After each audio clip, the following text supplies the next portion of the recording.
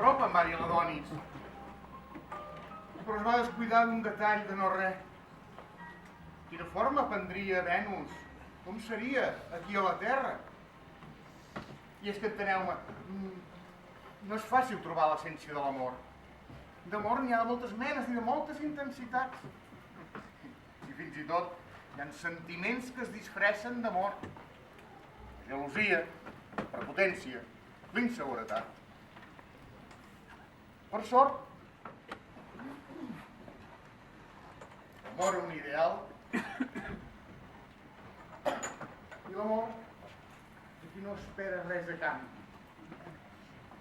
Ara bé, per si sols, cap d'ells és Venus. Venus és molt més. Crec que tots portem dins nostre una mica de Venus. Tant les dones, però també els homes. Are you okay? Are you okay, Daddy? Que depèn de qui porta aquí. I aleshores els deixes durant molt temps allà a l'armari. Les sabates, vull dir. I quan decideixes llançar-les et preguntes i per què no ho havia fet abans? Sí, hauríem de saber per què en tot moment. Però no n'hi hauria. Que viure és el primer objectiu d'aquesta vida. Això, equivocar-se, penedir-se, cagar-la... També és viure. Per sort, per viure, no hi ha cap fórmula. Ai, és complicat, no trobes? Massa fàcil, i per això ho compliquem. És tan maco sentir-se estimat. Sí, fa sentir important, sí. És màgic. És màgic?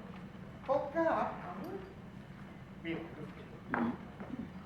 per les històries que es munta al teu cap, perquè en realitat ens hem de deixar portar pel cor. No pensis, fes. No t'engany. No necessitem això. Viure, sense haver-se estimat ni de vora, perdràs moltes coses per la por. La seguretat és la falsa esperança dels porucs. Sent. I deixa't portar pel que sents. Veuràs, per la culpa desapareixerà, perquè faràs les coses pels altres, precisament. I ho has de fer per tu. Ho has de provar. Ho has d'intentar. Y me solté el cabello.